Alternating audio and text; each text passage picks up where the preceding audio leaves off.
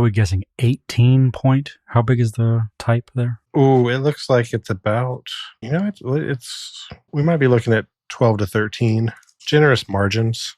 Okay, yeah. Oh, the chapters are broken up by the date, location, and time. That might be helpful, but I would actually be curious to hear your take on this. But do you think you would, without assistance, have a pretty good sense for how many days pass in this film? Yeah, I'd have to spend the 15 or 20 minutes sort of like remembering all the details that put a stamp on the days and stuff. But yeah, I think I could piece together a timeline pretty well. Yeah, open book test where you can go and say, oh, she took this one in the flight in the morning that got there. Like, because there's some time zone stuff, right? Mm-hmm. But I actually don't know that I would need a book to help with that. I feel like I'd be able to get that without, but would be interested to know if there are some missing days. Oh, if there are any illogical time leaps and stuff? I don't think so. I think it's pretty sharply written out. It all makes sense. I don't see John Hughes sort of like, missing a window or getting something like that wrong. I don't so much mean getting that wrong as I mean the film actually taking place over a longer period of time than we think. Not like Groundhog Day or anything, but where maybe there's an extra day's worth of him being at home alone and travel takes longer than we think for them to get back. We could break it down if we needed to, but you're referring to the novelization of Home Alone, right? That I bought 2 copies of by our boy Todd Strasser, a legend of Toddy of Strass. Yeah, he's a legend in the young adult literature world. So it's interesting that he's the guy who adapted Home Alone for the novelization, which is only 136 pages. Which means that about one of those pages corresponds to this minute being the 25th minute of Home Alone. That's right. We're looking at minute 25. What happens in 25? And I'm only asking that because I think it would be more concise than asking you what doesn't happen in minute 25. If I say everything that's happened in human history outside of minute 25. Yeah. Then a few hours in, you start talking about paramecium. And then we invented blimps. So, yeah, blimps. World War I happened. Wake me up when Simpsons season 3's on. Let's see. Minute 25 of Home Alone. Kevin is watching a movie, Angel with Filthy Souls. He started it in the previous minute. So mostly this is a minute for Johnny and Snakes. It is. They're negotiating some business that seems nefarious. Although, wouldn't it be funny if this was like a totally legit operation? Like there was nothing afoul in what Snakes has done for Johnny here. The only thing really going on is Johnny like shooting people. So in your head canon, he's like, I got the stuff. And it's like supplies for a legitimate business. Yeah. You needed some CO2 for your soda fountain. I got the stuff.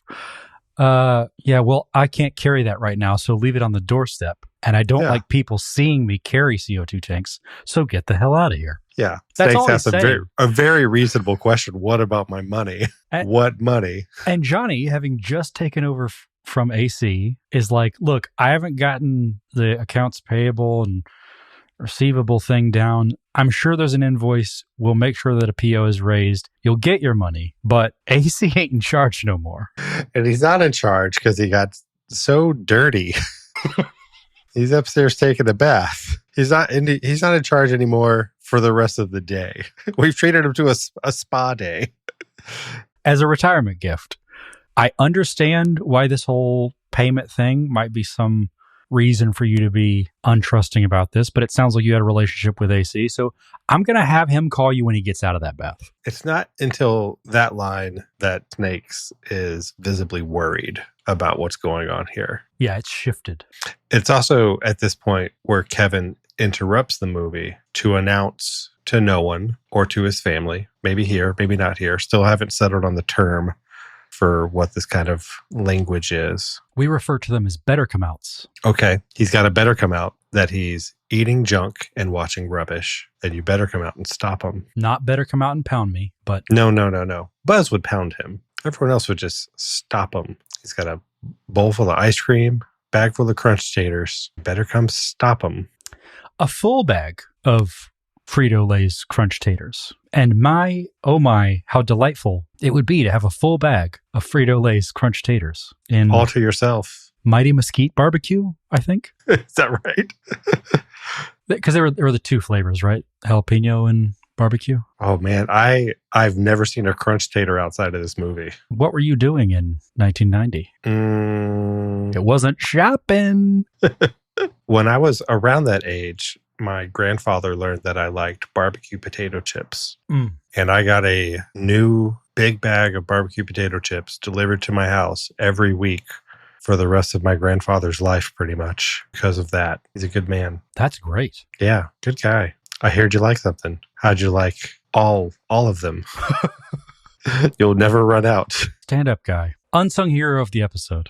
My grandpa. I'll take it. Yeah. I'll take it. Here's a Yells at Cloud moment. Kids act like Flamin' Hot is like some sort of pioneer in hot snacks. Yeah. As if things like crunch taters and hoppin' jalapeno didn't exist Hot like fries. 20 years before they were even born. Yeah. Remember hot fries? Oh, yeah. My dad would have like one of those like metal cans of hot fries downstairs, like on his workbench. All of those Flamin' Hot iterations, I think they're all terrible. I don't like that flavor. I like some spicy stuff, but the Flamin' Hot dust, I don't find palatable at all. And this might get us canceled as well, but I think it's possibly because it's hot for the sake of being hot. It's not actually a well-developed flavor that happens to be hot. Okay. This is like that Hillary Swank conversation again. Yeah, I accidentally bought Flaming Hot Fritos the other day. Didn't even know that they made Flaming Hot Fritos. I just grabbed a bag of what I thought were regular Fritos, and I didn't like them. For that reason, I wouldn't blame you for not checking. Maybe the biggest mistake of my life. No regrets. Let's see. I feel like I summarized half of this minute and then stopped. Johnny gives Snakes to the count of 10 to get his ugly yellow no good keister off his property before he pumps his guts full of lead. And Snakes apologizes, tells Johnny that he's going. And then Johnny makes either a strategic move or never learned to count correctly. No, I think it just goes back to what you were saying before. He just likes shooting people. Yeah. He got caught up in it. He's like, I forgot where I was. 10, let's go. Yeah, he's a base 3 pioneer. He's like, no, you got it all wrong. We got too many numbers. 1, 2, 10, 11, 12, 30. I guess it'd go 20, right? I don't know. Yeah, Johnny shoots Snakes and then is taken aback at the severity of this violence. Maybe bit off a little more than he can chew in the movie content. Maybe there was a reason that Uncle Frank said no, because it must be really bad. Great summary, great pun, great product placement. In the movie? Yeah, Pepsi Frito-Lay. Oh, yeah, there is a Pepsi sitting right there. Yeah, you have Frito-Lay, as I said before, Frito-Lay's Crunch Taters in Mesquite Barbecue, made with peanut oil. And I want to say no preservatives. You're watching the 4K edition that I don't have pressed. This also now takes me to all the like Pepsi, Frito-Lay, Star Wars tie-ins from the late 90s. Oh, yeah, the prequels. Yeah, a good decade after this. So, and then 3D Dorito. Yeah, we got to get off of that. So, while we're just deeply in the mire of food, I did want to touch on the sundae here. Mm-hmm. And I don't know if I've mentioned this passively, but I know we didn't talk about it in depth in the previous episode. But to me, marshmallows are an odd choice. On a Sunday? Yeah. Yeah, okay. Not that it would be bad, not that I haven't seen it done, but it doesn't seem like the classic build of a sundae. That's precisely why they're there. It's a level of unhinged decadence that a child can only partake in when the family is not home. You try to throw some marshmallows on your sundae when everybody else is around. Mom's going to slap them out of your hand. What are you, ridiculous? It's a hot chocolate item. See, I read it more as a half measure because you've got the classic sundae, right? You've got the ice cream, fudge, syrup, right? Cherry, whipped cream. But if he wanted to go all the way, why just marshmallows? Why not add gummy bears? Why not a bunch of other like random candy sprinkled atop? I think he's pulled everything that they have out. That is a great point because all those other things would be non-perishables, right? Or they wouldn't be like refrigerated items that would go bad quickly. So like marshmallows, candy, graham cracker, maybe. It would be nice on a Sunday. They just don't have it in the house. But they've got marshmallows. This is a hot chocolate home for sure. Oh, in Chicago? Yeah. In December, they've got marshmallows. Where do you stand on marshmallows? You like the little guys, the big dudes, none at all? Big ones. Big ones. Big ones. You like them thick. I like them robust. Like a little meat on your marshmallow. I kind of think of it the same as Reese's. Like if it's too small, the ratio of surface area to the inner bit is off. There's nothing inside a marshmallow though. Oh, I disagree. Because the texture of the outside of a marshmallow, the casing, the bit that's been against air yeah, for some time. Yeah, it's braved the elements. Right. It's made its journey. The crust of the marshmallow. Right. There's too much of that in the smaller ones. Okay. I don't like a roasted marshmallow. Just give it to me raw. Yeah, marshmallow sushi. Yeah, I eat them with chopsticks. Put them in the bag. Put my chopsticks in the bag. Pop them out. It's part of your raw diet. Nothing processed. Yeah, I like to eat pure. It's clean eating. That's what keeps me young. Yeah, a lot of steak, a lot of marshmallows. Mango for breakfast, 5 marshmallows for lunch, and a 14-ounce steak for dinner, and I'm good. I'm good to go. That's all I need. I eat for fuel, mostly. Yet Kevin calls it junk. Does it bug you that in our song, I Made My Family Disappear, we say eating junk food, even though Kevin doesn't say junk food, he just says junk? You know what he also doesn't say? Jumping on the bed with a bag of popcorn. But he's doing that. But we don't say jumping on the bed with a bag of Pop Secret. No. Food is implied. Popcorn is implied. Pop Secret is implied.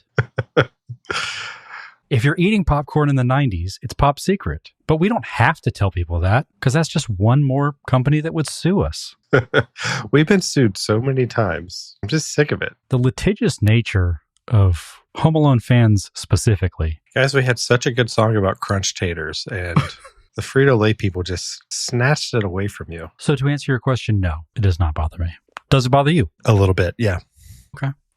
It was a lyric written from memory in our earliest of days as a band. So this is something that I would actually like to crowdsource the correction for. Do we change the rhythm and cadence of that line, or do we just have junk stretch a little bit further into the line? I say we keep it as it is. I like our lyrics. There's some charm in them being slightly inaccurate. Here's how I actually take it: is we're not actually quoting the movie. I do because I said it a bit cheekily before with the popcorn bit, but I kind of think of it the same way. We're describing what he's doing, not exactly quoting the line. Mm-hmm. Yeah. This is you know how in high school they were teaching you like when to quote and when to paraphrase the research. This is one of those things where we've changed one word enough so we don't have to quote it. We only have to cite it, and now we've paraphrased instead of quoted it directly. We're not plagiarizing. If your teacher had some sort of a limit to how many direct quotes versus indirect quotes you could use. It's a good way to shave off some numbers there, yeah. Yeah. Got to play the game. Check your rubric. Speaking of school, many, many years ago, I had a student. I taught him, and then every year after, until he graduated, he would stop by to say hello, and he wouldn't say hello. He would knock on my door, poke his head in, and say, "Where's my money?" And I would pick up this scene with him. I would say, what money? And he would say, AC said you had some dough for me. And we would do this entire scene together every day for 3 years. And here he is. Welcome to the podcast. I wish. I miss old Matthew. Matthew, when are you coming on, bud? He would probably be a really good guest. Can I call you Matt? I don't think he would like that. Ooh, what about Matty? He would hate that more, huh? He would tolerate it, but I don't think he would like that. Well, generally, someone who goes by Matthew is patient, so he would put up with it, I think. Yeah, maybe. He wouldn't like it, but he might not let me know that he didn't like it. He was a charming, sweet little fella, and it was so much fun to recreate this scene. I'm not exaggerating. Every day, every school day until he graduated. So it goes through that curve of getting less and less funny and then becoming really funny. I don't even know. Look, I don't think I'm breaking any laws by telling you that he was on the spectrum. Imagine a guy like this doing something like that. On the spectrum. So it elicited the same emotion for him every day. And me too. It was just joyful. There wasn't a time where I wasn't in the mood. No, not today. No, of course today. Why wouldn't I? Why wouldn't I want to recreate Angels with Filthy Souls? Was it at the same time every day, or did it shift? Yeah. Beginning of the day, just stopping in on his way to class. Perfect attendance? There might have been a day or two that he or I were out and not able to do it, but in the hundreds of times we did this. So huge left turn here. I don't know if you witnessed the same thing I did, but there was a bit of a break in continuity, maybe even something anachronistic and or unintentionally magical. Oh, what'd you notice? So I forgot what stood out to me first, but the shot where you see the TV and Angels with Filthy Souls playing out, that shot is different than the pan the room shot. Oh, yeah. And I think what I noticed was that the shot where it's playing, the VHS tape is actually popped out of the VCR and sitting in the slot. No way. I never noticed that. I think that's what, so that would be what I noticed first. But then I also recognized that on top of the VCR, the video boxes had changed as well. So instead of the Bruce Springsteen and Rolling Stone tapes? Yeah, instead of that, you see Brittany Fox. Really? Yep. Fascinating. But that's why I say unintentionally magical, because somehow he's put in a tape that's clearly labeled Angels with Filthy Souls. A tape that's blank has somehow come out, but Angels with Filthy Souls is still playing on the television. Interesting. I had to play it again because you doing a live stream here? Yeah, I just had to pull it up again. I apologies, and I can cut this out later too. But no, don't cut this. Did that sound judgmental? I've been told I need to work on my tone. I don't notice what you're talking about, but I believe you. Okay, so go back to, honestly, the minute before where he puts the tape into the VCR. You'll notice that there's a label on the tape, but more importantly, there's a good bit of printing and labeling on the flap for the VCR, right? But he's popping the tape in. It says Angels with Filthy Souls. Yep. Bruce Springsteen and Rolling Stones are on top. And it looks like a Godzilla action figure or something like that. He pops it in. It goes in. It's in the VCR. Cut to him watching it while it plays. Yep. VCR seems to be next to the TV. All right. Same tapes are still on top of the VCR here. The VCR, we're assuming, is the thing to the left of the TV, right? Okay. Right. We got some tracking issues on this VHS copy at the beginning, which I don't think we acknowledged last minute. We're going to have to go back and strip that episode. And yeah, it pans around. He's got the red dinner napkin tucked into his shirt too. Yeah, tucked in. Yeah. That. Okay, so it cuts back to the TV, and I think you're right. There's the tape is ejected. I don't see the tape ejected. Let me. Do you at least see that the boxes are different? Yeah. That Brittany Fox is up there, because I don't think I saw that in the shot prior. You're absolutely right that the boxes are different now. We do have a continuity error. Sure hope someone got fired for that blunder. Yeah. Unsung zero for this episode. It's like we're at least missing the white tape of that was the Rolling Stones, I think, the tape box. But yeah, you're right. And an ejected tape. Like that VCR is not playing anything. Difficult. I do think Macaulay Culkin does a good job of like a kid watching the thing he's not supposed to be watching. Like he's got like sort of like this discerning look on his face. He's like taking it in. He's trying to be mature about it. But at the end, it overwhelms him. That all works really well for me. I was going to say the same thing in terms of him going through the wave of emotions, right? He's disturbed, covers his eyes, but then he looks through his hands.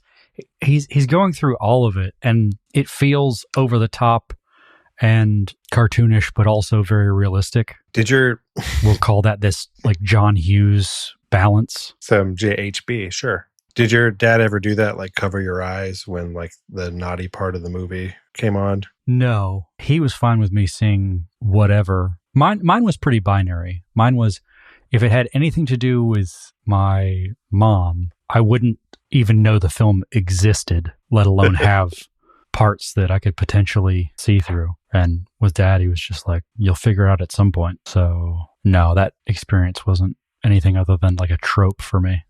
My dad would, you know, we'd be watching like Kickboxer or, you know, some movie like that. A nudity part would show up, or maybe something exceptionally violent would maybe happen.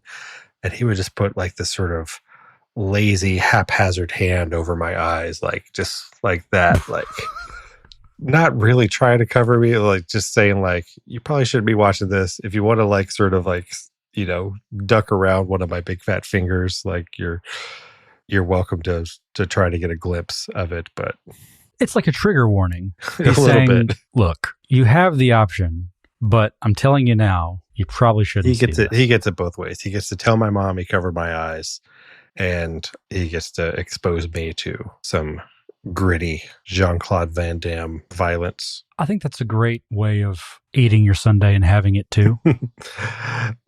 Did you have movies like this where you were clearly watching something that was a little bit ahead of a little bit more than your guts could handle? No. Very, very strict rules in terms of media consumption.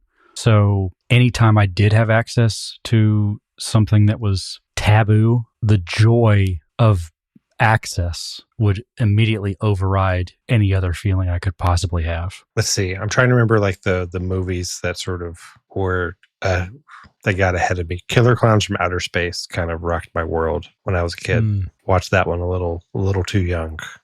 Angels with Filthy Souls is a really impressive feat in that it's an R-rated movie that exists in a PG movie. So it's got to look gruesome and scary enough to frighten Kevin, but it's got to be in a PG movie still. That's tough to pull off. So thinking back to the language piece, ugly, yellow, you know, he says keister. No good keister. Is that what Kevin hears not knowing what the words are? No. Like in universe, is the language different and we're hearing his filter? That's an interesting take. I don't think so. I think we're watching a movie that had limits to its profanity even then, but maybe not limits to its violence, which is the American way, right? Like, well, you can hack somebody to pieces all you want to, but they better be clothed. Better have some clothes on. And they can only say the F word one time or you're asking for it. It's wild. The elimination of a human life is worth so little in our society and the MPAA. And so it's just a nice looking butt is forbidden. Some words not allowed, but kill as many people as you want. Well, the MPAA believe in reincarnation. Oh, okay. So like, well, you'll just come back. But if someone is cursed, well, can't have that. Yeah, the Buddhists are taking a stance. That's what you're thinking? Well, the F word is a curse word. It is, yeah. You can't curse anyone for all this. Yeah, else they won't be reincarnated. Oh, okay.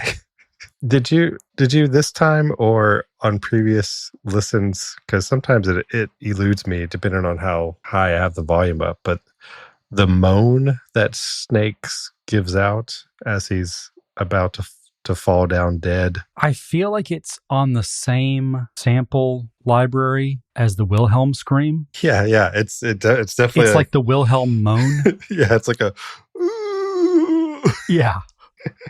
I want to sample it and make music from it. Oh, you should. The only other thing I had that I wanted to run by you was how much ice cream do you think he ate filming this? Because he was actually eating a good bit in this scene.